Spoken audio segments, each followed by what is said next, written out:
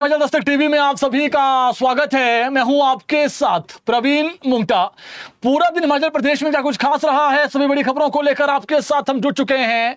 आज की सबसे बड़ी जो खबर है, हिमाचल प्रदेश मंत्रिमंडल की बहुत महत्वपूर्ण बैठक आज राज्य सचिवालय में हुई है सीएम सुक्खू की अध्यक्षता में। इसमें 75 जो एजेंडा आइटम्स हैं वो चर्चा में लाई गई। इस बीच कई बड़े फैसले हुए हैं। रिटायरमेंट एज 65 साल किसकी हो गई आपको वो बताएंगे।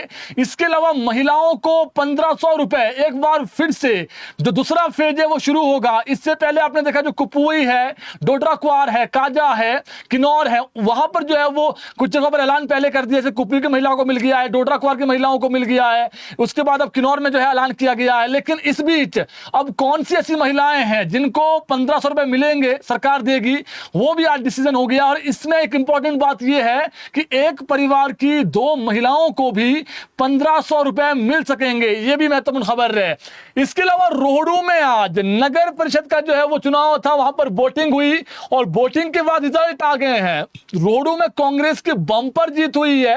ये यहां पर आपको बताएंगे। 6 जो उम्मीदवार है कांग्रेस के जीतकर आए हैं, जबकि जो 2 निर्दलीय उम्मीदवार हैं बताए जा रहे हैं कि ये भी कांग्रेस समर्थित ही है, जबकि वहां पर केवल एक ही सीट पर भाजपा जीत पाई है। इसके अलावा और जो खबरें हमारे पास है, आपको सभी खबरें बताएंगे, लेकिन शुरुआत पहली बड़ी खबर से ही करते हैं। रोहडू में हालांकि पहले भी जो है वो कांग्रेस का दबदबा रहा है और इससे पहले वहां पर कांग्रेस ही थी, लेकिन आज फिर से एक बार वहां पर जो है वो मतदान हुआ, नगर परिषद का मतदान हुआ। और यहां पर जो रिजल्ट आए हैं, टोटल 9 जो है वो वहां पर वार्ड थे। 9 वार्डों में 6 पर पूर्ण रूप से जो है वो कांग्रेस समर्थित उम्मीदवार, क्योंकि जो पार्टी सिंबल पर है नगर परिषद नगर पंचायत नहीं होते हैं, लेकिन फिर भी 6 जो उम्मीदवार हैं वो कांग्रेस के जीते हैं, 2 निर्दलीय जीतकर आए हैं और एक जो उम्मीदवार है वो भाजपा का जीता है। पिछले कल ही सीएम सुखविंदर सिंह सुक्खू ने बोला था कि 25 और 16 हो गया है, 25 जगह पर हम जीते हैं और सीएम सुक्खू ने गिनाए भी थे कि कहां कहां हम जीते हैं और 16 सीटों पर भाजपा जीती है। लेकिन आज एक बार फिर से, क्योंकि सीएम सुक्खू ने दावा किया था, एक और जो है वो भाजपा कांग्रेस की झोली में जो है वो गई है, तो कुल मिलाकर 26-16 हो गया है। 51 में हुए थे पहले, लेकिन एक रोडू वाला भी जो है वो काउंट हो जाएगा तो 52 हो जाएगा। इसमें कुल मिलाकर देखें 4 जगहों पर जो एमसी के रिजल्ट है वो 31 को आने हैं और जो 26, 28 और 30 है उसमें जो है वो उसमें जो है वो जिला परिषद और जो पंचायत चुनाव है उसमें आगे होने हैं। लेकिन अब 31 तारीख को जो है वो एमसी का रिजल्ट आएगा, लेकिन इसको कांग्रेस अब हालांकि सीएम ने यह जरूर कहा कि इसको हम जो है वो अभी तो चलिए हमारे उम्मीदवार जीत कर आए हैं, लेकिन हम 1.5 साल और मेहनत करेंगे और जो परिणाम है उसके बाद जनता हमें फिर से जो है वो जो हम काम करेंगे उस आधार पर चुनेगी। वहीं भाजपा की बात करें तो भाजपा बड़ा दावा कर रही है कि हम कांग्रेस से अधिक जीते हैं। तो दोनों पक्षों की तरफ से जो जुबानी हमले हैं, एक दूसरे पर बोले जा रहे, दावे किए जा रहे कि हम जीते हैं, लेकिन आज रोहडू में बंपर जीत हुई है कांग्रेस की। इसके अलावा कैबिनेट में आज क्या बड़े फैसले हुए हैं आपको बता देते हैं। मुख्यमंत्री सुखविंदर सिंह सुक्खू की अध्यक्षता में आज सचिवालय में मंत्रिमंडल की बैठक हुई। बैठक में कई महत्वपूर्ण निर्णय लिए गए। कैबिनेट में 75 एजेंडे चर्चा में आए थे, जिसमें महिलाओं को 1500 देने पर आज फैसला हुआ है।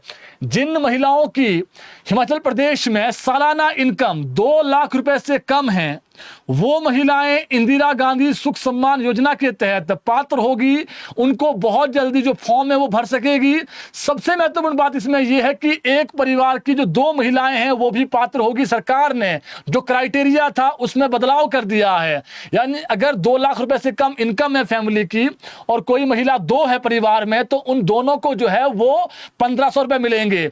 इसमें एक जो इंपॉर्टेंट बात है, जो आईआरडीपी की महिलाएं हैं उन सभी महिलाओं को जो है वो 1500 रुपए मिलेंगे, यानी 2 लाख रुपए से कम इनकम वाले अलग हैं और आईआरडीपी की सभी महिलाओं को मिलेंगे। वहीं राज्य सरकार ने दूसरा जो बड़ा फैसला लिया है, अब जो मेडिकल डिपार्टमेंट है उसमें प्रोफेसर्स जिनकी रिटायरमेंट 1 साल के भीतर होनी है, इंपॉर्टेंट है, जिनकी रिटायरमेंट 1 साल के भीतर होनी है और आयु अभी 61 साल के आसपास हो गई है और सेवानिवृत्ति होनी थी उनकी 1 साल के भीतर, उनकी सेवानिवृत्ति जो आयु है वो 65 साल कर दी है। रिटायरमेंट एज बढ़ा करके 65 साल कर दी है। ये सरकार ने फैसला लिया है और ये अभी हालांकि देखिए आगामी समय में जो फैसला है वो सरकार फिर उसके बाद लेगी। ऐसा नहीं है कि परमानेंटली सभी के लिए हो गया है। ये जो प्रोफेसर है मेडिकल डिपार्टमेंट में, उनकी रिटायरमेंट एज जो 61 साल से ऊपर हो गए और 1 साल के भीतर रिटायर होने थे 62 साल में, तो उनको अब एक्स्ट्रा 3 साल मिल गए हैं। 62 से नहीं, अब उनको 65 साल में रिटायरमेंट होगी। तो ये सरकार ने आज फैसला लिया है। इसके अलावा mid day meal workers, water carrier, SMC teachers, IT teachers, part time worker, multitask workers, इन सभी की सैलरी आज 500 रुपए बढ़ा दी गई है। यानी जो इनको सैलरी आएगी वो अब अगले महीने बढ़ करके आएंगे। इसमें रोचक बात यह है कि अप्रैल माह से ही इनको जो है वो बढ़ी हुई सैलरी मिलेगी। जो आपका एरियर भी बनता है अप्रैल महीने का, वो भी दे दिया जाएगा। तो ये अब जो अप्रैल की सैलरी हालांकि आपको कम आई है, अब मई चल पड़ा है, तो वो भी आपको मिल जाएगा। पंचायत चौकीदारों की सैलरी भी 500 रुपए बढ़ा दी गई है। इसके अलावा सिलाई अध्यापिकाओं के लिए आज अच्छा दिन है, इनकी सैलरी 1000 रुपए सरकार ने बढ़ा दी है। अब जो अगले महीने इनकी सैलरी आएगी वो बढ़ करके आएगी। इसके अलावा 147 सीबीएसई स्कूलों में जहां बच्चों की स्ट्रेंथ जरूरत से ज्यादा हो गई है, वहां एडमिशन जो है वो जो कह सकते हैं एडमिशन जहां पर बढ़ गई है सीबीएसई स्कूलों में, वहां एडिशनल टीचर रखे जाएंगे। इसके लिए लगभग 1500 पोस्टों को आज कैबिनेट से मंजूरी मिल गई है। ये भी बड़ी खबर है। देखिए, पहले ही जो है वो राज्य चयन आयोग हमीरपुर के माध्यम से जो भर्तियां हैं वो सीबीएसई स्कूलों में चली हुई है, लेकिन फिर भी जो देखने में आया है अभी तक कि जहां पर सीबीएसई स्कूल जिनको बनाया गया है वहां पर स्ट्रेंथ अचानक बढ़ गई है। तो अब जहां स्ट्रेंथ बढ़ गई है वहां पर अब 1500 जो एडिशनल टीचर से कॉमर्स के एडिशनल टीचर, साइंस के एडिशनल टीचर दे दिए जाएंगे। तो ये आज फैसला हुआ है राज्य चयन आयोग के माध्यम से। बहुत जल्दी ये जो भर्तियां हैं ये एडवर्टाइज होगी। इसके अलावा 300 सरकारी स्कूलों को सीबीएसई स्कूल की तर्ज पर सुविधा मिलेगी। यानी 147 जो स्कूल थे अभी वर्तमान में जो सीबीएसई में तब्दील हुए हैं, जो एचपी बोस के अंडर थे, अब ये स्कूल के अलावा जो 300 स्कूल एचपी बोस के ही है, उनमें भी 300 स्कूलों में वही सुविधा दी जाएगी। यानी कैंपस से रिलेटेड जो फंड भी देना है सरकार ने आगामी समय में, वो भी इनको दिया जाएगा। इसके अलावा कैबिनेट में आज हिम चंडीगढ़, जहां हिमाचल का एक नया शहर बसेगा बद्दी में, इसका नाम हिम चंडीगढ़ होगा। 7042 बीघे जो सरकारी लैंड थी, इसको एक्विजिशन को जो है वो आज मंजूरी दे दी गई है। यानी अब ये जो लैंड है वो हिमुडा को सौंप दी गई है और हिमुडा ही जो है वो ये सारा काम देखेगा, और ये भी आज मंजूरी हो गई है। इसके अलावा पीडब्ल्यूडी डिपार्टमेंट में 92 पोस्टों को भरने की मंजूरी दे दी गई है। इसमें ड्राइवर्स की पोस्ट है, जैसे जेसीबी हो गया, डोजर हो गया, जो चालकों की पोस्टें हैं वो भरी जाएगी। ये भी बहुत जल्दी एडवर्टाइज होगी। इसके अलावा मेडिकल कॉलेजों में 105 पद सीनियर रेजिडेंट के भरने की मंजूरी मिली है कैबिनेट से। आज गवर्नमेंट पॉलिटेक्निक कॉलेज में इंस्ट्रक्टर के 18 पदों को भरने की मंजूरी मिली है, और आईटीआई में 23,500 रुपए मासिक मानदेय पर जो है वो अब 94 क्राफ्ट जो इंस्ट्रक्टर हैं वो रखे जाएंगे आईटीआई में। तो इनकी सैलरी बता दी 23,500 रुपए। जेल विभाग में जो फीमेल वार्डन हैं, इनके भी 5 पद जो है वो भरे जाएंगे। आयुष विभाग में जेओआईटी के 10 पोस्टों को भरने की मंजूरी मिली है। जो युवा काफी लंबे समय से पढ़ाई कर रहे हैं, इंतजार में थे कि जॉब लगेगी, तो ये हमने बता दिया आपको कहां कहां वैकेंसी खुली है आईटीआई में, पॉलिटेक्निक में। इसके अलावा मत्स्य पालकों से ली जाने वाली ये बहुत बड़ी खबर इसलिए क्योंकि सीएम ने जो है वो अनाउंसमेंट की थी जब बजट सत्र था कि जो मत्स्य पालक है उनसे ली जाने वाली जो रॉयल्टी 7.5% से घटा करके आज राज्य सरकार ने 1% कर दी है। तो मत्स्य पालकों से ली जाने वाली रॉयल्टी भी जो है वो सरकार ने 7.5% से घटा करके अब 1% कर दी है। इसके अलावा आपको बता दें कैबिनेट का जो और फैसला है उसमें जो रॉयल्टी है वो तो घटाई दी गई है। इसके अलावा जो महिलाओं को हमने बता रॉयल्टी घटा दी है मत्स्य पालन के लिए, लेकिन जो महिलाएं हैं उनको 1500 रुपए दिए जाएंगे। 2 लाख महिलाओं को 1500 रुपए दिए जाएंगे, और इसमें 2 लाख रुपए से कम जिनकी मंथली इनकम है। और इसमें अब जो आईआरडीपी की महिलाएं हमने बता दी है, काफी लोग सवाल कर रहे हैं कि सर सैलरी किसकी है, हमने बता दिया जो एसएमसी की है। इसके अलावा जो है वो मल्टीटास्क वर्कर्स हैं, पंचायत चौकीदार हैं, सिलाई अध्यापिका, इनकी सैलरी बढ़ा दी गई है। और 147 सीबीएसई स्कूल में हमने बता दिया है आपको, वहां पर जो है वो टीचर्स भरे जाएंगे। इसके अलावा जो है वो लैंड एक्विजिशन का हमने बता दिया है, जो बाद में हमारे साथ व्यूअर्स जुड़े हैं। और इसके अलावा आपको बता दें अब जो हमारे पास और खबरें हैं, और खबरों में 7% कर दी गई। टिक्कन में पुलिस चौकी खोलने को मंजूरी मिली है। जो हमारे साथ व्यूअर्स लास्ट में जुड़े हैं उनके बता दिए हमने सैलरी किस किस की बढ़ी है। मल्टीटास्क वर्कर्स की बढ़ गई है जी, एसएमसी, आईटी टीचर सबकी बढ़ गई है। इसके अलावा मरोला, तत्तापानी और टिक्कन में पुलिस पोस्ट खोलने को मंजूरी मिली है, और परागपुर में जो है वो एक एसटीएम ऑफिस खोलने को मंजूरी मिली है। पूरे हिमाचल प्रदेश में अब 24 घंटे दुकानें खुली रहेगी। इंपॉर्टेंट खबर है। जितने भी ढाबे हैं, जितने भी होटल्स हैं, परचून की दुकानें हैं, रात को बाजार खोल सकते हैं, यानी टाइमिंग नहीं होगी।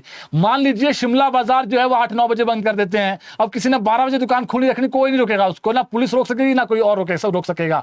ये सरकार ने कैबिनेट से मंजूरी दे दी। हालांकि हुड़दंगबाजी नहीं होनी चाहिए। अब होटल या फिर मान लीजिए ढाबा है, ढाबा में लड़ाई हो जाती है रात को, तो वो तो नहीं चलेगा, फिर कार्रवाई होगी। लेकिन दुकानें अब जो है परचून की कोई भी दुकानें जो है 24/7 खुल सकेगी, कोई रिस्ट्रिक्शन नहीं होगी। इसके अलावा दुकान की रजिस्ट्रेशन अब सिर्फ एक बार होगी, ये भी इंपॉर्टेंट है। कई बार ये होता है कि जब दुकानदार दुकान खोलते हैं तो उसमें ऐसा होता है कि दुकान खोलने के बाद रिन्यूअल जो है वो यानी कई बार 3-4 साल करवानी पड़ती है। सरकार ने बड़ी राहत दी दुकानदारों को आज, अब रिन्यूअल भी जो है वो नहीं होगा, सिर्फ एक बार आपने पहले जो फीस होगी वही होगी। इसके अलावा बता दें और खबरों को लेकर के, स्कूली बच्चों को जो है वो अब पीठ पर लदे भारी भरकम बस्तों के बोझ को कम करने के लिए शिक्षा विभाग ने फैसला लिया है। नए दिशा निर्देशों के अनुसार अब प्रदेश के किसी भी स्कूल में विद्यार्थियों के स्कूल बैग का वजन उनके शारीरिक वजन के 10% यानी 10 गुना कम से अधिक नहीं होगा। यानी जो उनका भार है बच्चों का, अब देखिए कई बार बहुत भारी रहता है, पढ़ते हैं पूरी खबर बताते हैं आपको। इस नई व्यवस्था को सुचारू रूप से लागू करने के लिए प्रदेश भर के सभी सरकारी और निजी स्कूल प्रबंधकों को कड़े निर्देश जारी कर दिए गए हैं। शिक्षा विभाग की ओर से जारी अधिसूचना के मुताबिक यह नियम प्रदेश के सभी निजी और सरकारी स्कूलों पर समान रूप से लागू होगा। देखा जाता है कि निजी स्कूल कई अतिरिक्त किताबें और कॉपियां अनिवार्य कर देते हैं, जिससे बच्चों के बैग का जो वजन है वो काफी बढ़ जाता है। अब स्कूल प्रबंधन को यह खुद सुनिश्चित करना होगा कि किसी भी बच्चे के बस्ते का जो वजन है वो तय सीमा को पार नहीं करेगा, जो हमने बताया आपको। नियमों का उल्लंघन करने वाले स्कूलों के खिलाफ सख्त प्रशासनिक जो कार्रवाई है वो अमल में लाई जाएगी। इसके अलावा हिमाचल प्रदेश ने पड़ोसी राज्यों को बैंकिंग पर बिजली देना बंद कर दिया है। राज्य सरकार ने 1800 मिलियन यूनिट बिजली सप्लाई न मिलने पर बोर्ड ने पुरानी व्यवस्था पर ब्रेक लगा दी है। सरकार ने अब अपने हिस्से की बिजली को खुले बाजार में बेचने का निर्णय लिया है। पहले बोर्ड को सस्ते दामों पर सरकार जो है अपना शेयर देती थी और बोर्ड इस बिजली सप्लाई को गर्मियों में बैंकिंग पर अन्य राज्यों को देकर सर्दियों में वापस लेता था। अब बंद हुई इस व्यवस्था के चलते सर्दियों के मौसम में इस साल से बोर्ड को भी महंगी दरों पर बाजार से बिजली खरीद करनी होगी। हिमाचल की ओर से बीते कई वर्षों से गर्मियों में अतिरिक्त बिजली पंजाब, हरियाणा, उत्तराखंड, दिल्ली और अन्य पड़ोसी राज्यों को बैंकिंग आधार पर दी जाती रही है। प्रदेश में इस दौरान बिजली की अधिक मांग नहीं होती, जबकि उत्पादन अधिक होता है। बैंकिंग सिस्टम के तहत हिमाचल गर्मियों में अतिरिक्त जो बिजली है वो अन्य राज्यों को देकर उनसे सर्दियों में जब प्रदेश में उत्पादन कम हो जाता है और मांग बढ़ती है तब वापस लेता था, लेकिन अब थोड़ा इसमें फैसला बदल दिया है। इसके अलावा प्रदेश हाईकोर्ट की ओर से भर्ती एवं सरकारी कर्मचारी सेवा शर्त अधिनियम 2024 को रद्द किए जाने के बाद राज्य में प्रशासनिक हलचल तेज हो गई है। सरकार अब उन सभी मामलों की समीक्षा कर रही है जिनमें अनुबंध सेवा काल को नियमित सेवा में जोड़ने, वरिष्ठता, वेतन निर्धारण और अन्य सेवा लाभों की मांग की गई थी। राज्य सरकार ने सभी विभागों से अनुबंध सेवा काल को नियमित सेवा में जोड़ने से जुड़े मामलों का रिकॉर्ड तलब कर दिया है। शिक्षा विभाग ने यह जानकारी केवल 2 दिन के भीतर उपलब्ध करवाने को कहा है। इससे मामले की गंभीरता का अंदाजा लगाया जा सकता है। हाईकोर्ट ने 25 अप्रैल को बता दें आपको 2026 को देवेंद्र कुमार एवं अन्य बनाम राज्य सरकार मामले में फैसला सुनाते हुए अधिनियम को निरस्त कर दिया था। इसके बाद सरकार ने लंबित मामले, लागू किए गए आदेशों और संभावित वित्तीय बोझ का आकलन शुरू कर दिया था। माना जा रहा है कि अदालत के फैसले से राज्य सरकार पर करोड़ों रुपए का अतिरिक्त जो भार है वो पड़ सकता है। सरकार ने उन मामलों का रिकॉर्ड मांगा है जिनमें हाईकोर्ट के आदेश के अनुसार बावजूद कर्मचारियों को लाभ नहीं मिला है, यानी मतलब ये मान के चलिए जिनको ऑर्डर हुए हाईकोर्ट के लेकिन लाभ नहीं मिला है। इसमें केस नंबर, याचिकाकर्ताओं की संख्या, फैसले की तारीख, अवमानना या निष्पादन याचिका की स्थिति और संभावित वित्तीय देनदारी जैसी जानकारी शामिल है। सरकार जानना चाहती है कि ऐसे कितने मामले लंबित है और उन्हें लागू करने पर कितना आर्थिक जो अवसर है वो पड़ेगा। तो ये मान के चलिए कि सुप्रीम कोर्ट, क्योंकि अब हाईकोर्ट से तो डिसीजन आ गया कर्मचारियों के पक्ष में, अब इनको जैसे मान लीजिए हाईकोर्ट से किसी के पक्ष में फैसला हुआ है किसी कर्मचारी के, तो अब उसको जो देना है पैसा, जो उसका एरियर बनता है वो देना पड़ेगा। लेकिन सरकार ने डाटा मांगा है अब विभागों से कि कितना देना पड़ेगा, कितना इस पर भार पड़ेगा, तो वो अब देखना पड़ेगा कम इस समय में। डाटा मांगा है, 2-3 दिनों के अंदर डाटा आ जाएगा जी। हाईकोर्ट ने राज्य सरकार के विभिन्न विभागों, बोर्डों और निगमों में बड़े पैमाने पर आउटसोर्स भर्तियों को लेकर सख्त रुख अपनाया है। अदालत ने कहा है कि खाली पदों को नियमित रूप से भरने के बजाय बैकडोर एंट्री के जरिए नियुक्तियां की जा रही है, जो युवाओं के वैधानिक अधिकारों का हनन और उनका शोषण है। मुख्य न्यायाधीश गुरमीत सिंह सिंधावालिया और न्यायाधीश विपिन चंद्र नेगी की खंडपीठ ने मामले की गंभीरता को देखते हुए स्वास्थ्य सचिव और प्रधान सचिव वित्त को अगली सुनवाई में जो है वो व्यक्तिगत रूप से उपस्थित होने के आदेश दिए हैं कि आप आउटसोर्स भर्ती क्यों करवा रहे हैं। मामले की अगली सुनवाई 16 जून को होगी।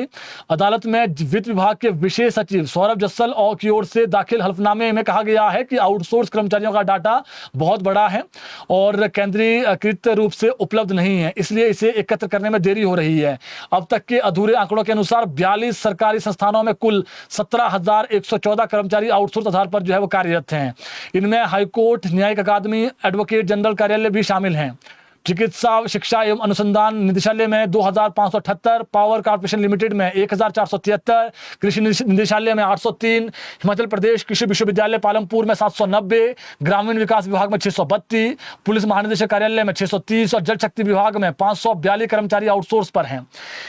इसके अलावा बिलासपुर की बमटा और कुनिहार में भेजे गए मतपत्रों में से कुछ मतपत्र गुम हो गए हैं। बिलासपुर की बमटा पंचायत में 50 मतपत्रों के गुम होने की सूचना है, जिसके बाद वहां एआरओ को हटा दिया गया है।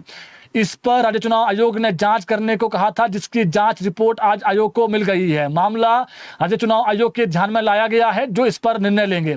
खंड विकास अधिकारी बिलासपुर ने इस मामले में पुलिस को शिकायत दर्ज करवाई है। वहीं कुनिहार में भी 2 मतपत्र गुम हो गए हैं, वहां पर भी पुलिस में एफआईआर दर्ज करवाई गई है और एआरओ को हटा दिया गया है। तो एआरओ पर कार्रवाई हुई है जी। इसके अलावा प्रदेश में इस बार जनगणना का काम डिजिटल तकनीक से किया जाएगा। इसमें आम लोगों को खुद अपनी गिनती करने और जानकारी भरने का मौका मिलेगा। इंपॉर्टेंट है, जनगणना 2027 की प्रक्रिया इस बार पारंपरिक कागजी तौर तरीकों को पीछे छोड़ते हुए डिजिटल तकनीक से सशक्त होगी। इस अभियान को गति देने और देश के प्रत्येक नागरिक की सटीक भागीदारी सुनिश्चित करने के लिए सरकार मुख्य रूप से 3 डिजिटल स्तंभों का उपयोग कर रही है। इस श्रृंखला में हिमाचल प्रदेश में जनगणना 2027 का प्रथम चरण यानी मकान सूचीकरण एवं मकानों की गणना 16 जून से 15 जुलाई तक संचालित की जाएगी। इसके अंतर्गत अब आम जनता एक जो सुरक्षित जो ऑनलाइन पोर्टल के माध्यम से स्वयं अपनी और अपने परिवार की जो जानकारी है वो दर्ज करा सकेगी। तो यानी डिजिटल कर दिया है प्रॉपर, आप खुद करेंगे उस पोर्टल पे जाकर के। इसके अलावा चंबा जिला के चुराह क्षेत्र की 48 मेगावाट चांजू 3 जल विद्युत परियोजना में आज कामगारों ने काम बंद कर दिया। 2 माह से वेतन भुगतान में लगातार हो रही देरी से नाराज कर्मचारियों ने चेतावनी दी है कि जब तक लंबित भुगतान जारी नहीं किया जाता तब तक कार्य पूरी तरह ठप रहेगा। कामगारों का आरोप है कि ठेकेदार कंपनी जो है वो SNSC इसका नाम है ACNC उन्हें मार्च और अप्रैल माह का जो वेतन है अब तक जारी नहीं किया है। कर्मचारियों ने बताया कि पहले हर माह की 20 तारीख से पहले वेतन मिल जाता था, लेकिन अब जो पिछले 2 महीने से भुगतान नहीं होने के कारण उनके सामने आर्थिक जो संकट है वो खड़ा हो गया है। इसके अलावा पिछले वर्ष का बकाया अवकाश और जो बोनस भी लंबित है। कर्मचारियों ने परियोजना प्रबंधक है उनको सौंपे ज्ञापन में कहा है कि वेतन न मिलने से परिवारों का पालन पोषण करना मुश्किल हो गया है। बच्चों की फीस से बहुत सारे खर्चे हैं। उन्होंने आरोप लगाया कि कंपनी प्रबंधन से कई बार बातचीत के बावजूद भी उन्हें केवल आश्वासन मिल रहा है, लेकिन भुगतान को लेकर कोई ठोस कार्रवाई नहीं की गई है। कामगारों ने चेतावनी दी कि यदि जल्द लंबित वेतन और भुगतान जारी नहीं किया जाता है तो आंदोलन को और तेज किया जाएगा। उन्होंने हड़ताल अवधि को वेतन भी कर्मचारियों को देने की मांग की है।